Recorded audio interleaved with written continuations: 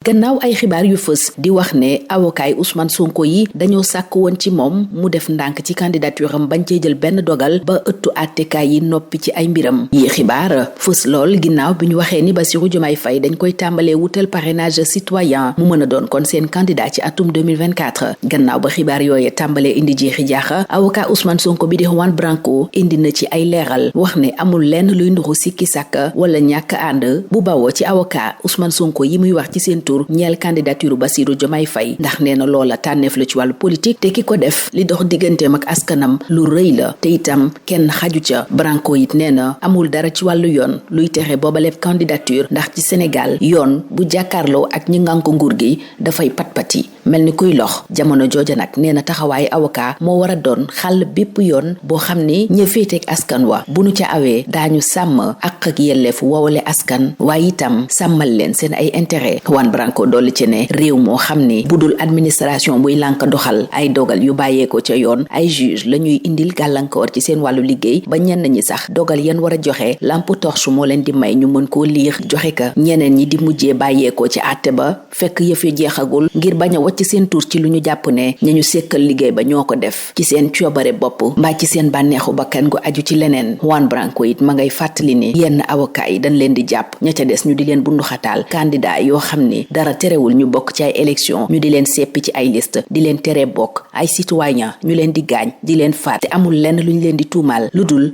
dañoo ne yoon dañ ko war a doxal Branco noona la rafetloo jom fullaak fayda ji Aïssatou Diallo wone keroog ca àtteb Cour suprême ba ak Sabassi Faye mi mu ne seen tur kenn dootu ko fàtte ci àddina ndax dugg nañu ci taarix te dootul yàgg dara ndam lu rëy la ñuy jëlee ci taxawaay yooye ñu am waaye Branco nee na fii ak loola di am ñoo ngi ci guddi gu bët setagul te itam taxawaay bi war mooy fexe aar ak sàmm ñépp ñi nga xam ne dañoo taxaw ngir dëgg sax loola nee na ni ñu koy defee mooy wéel recours yi fu recours mën a dugg rek ñu dugal ko fa procédure bépp bu ñu war a sumb itam Branco nee na nanu ko def ndax xëcc bu dakkul dikk te itam nee na yëfi day doog a door dara xewagul ndax yoon wi gudd na lool te itam nguur gi bëgg a doxalee nu mu ko neexee faaw ñu defante kook moom Branco teg ci ne danañu défendre Ousmane Sonko taxawu ay àqam ak yelleefam luñ ca góobee gar ko ndax nee na xeex bi dafa weesu jëmmi Ousmane Sonko seenuk nite moo ci aju ndax gis ñuy teg sa moroom mu nit naka sudul noona ku ko xeexul Juan Branco nee na doo nit ma ngay dalal xelu Ousmane Sonko naan ko xamal ne ñi ñu tëj ci kaso yi muy détenu politique yi ak ñi ñu bundu xataal askan wi nga xam ne ci torox tànge leen ko dugal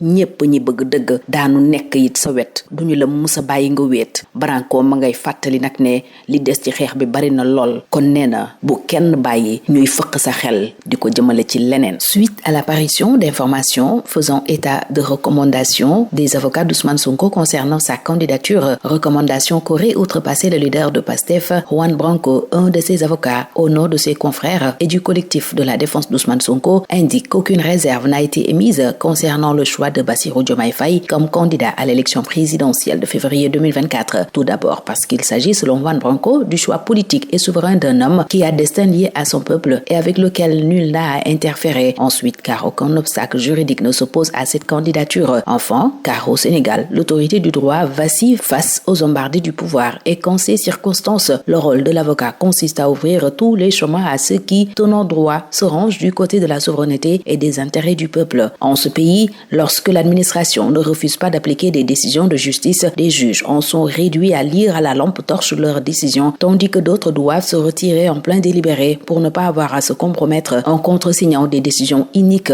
rédigées par leur père, fait remarquer Juan Branco, qui ajoute que des hommes en robe sont arrêtés, inspectés, menacés, des candidats aux élections légitimes radiés et éliminés, des citoyens blessés, tués pour avoir dit et réclamé que le droit soit appliqué. Et Juan Branco salue le courage et la dignité d'Aïssatou Diallo et de Sabassi Faye qui sont rentrés dans l'histoire et les feront entrer dans quelques mois dans la gouloire. Mais ailleurs, l'ombre domine encore et il nous appartient d'en protéger tous ceux qui ont décidé de s'engager en multipliant les recours, procédures et initiatives qui leur permettent de procéder, recommande Branco, qui dit à qui veut l'entendre que nous n'en sommes qu'au début d'un long chemin face à l'arbitraire d'un pouvoir prêt à tout pour demeurer. Nous défendrons Ousmane Sonko, quelles qu'en soient les conséquences, car à travers lui se joue une part de notre humanité, promet-il. Il nous aura, ainsi que l'ensemble des prisonniers politiques coupables de s'être engagés pour la liberté et la souveraineté d'un peuple martyrisé, toujours à ses côtés, assure-t-il. Et pour conclure, Branco rappelle qu'il reste beaucoup à faire, alors ne nous laissons pas distraire, exhorte l'avocat.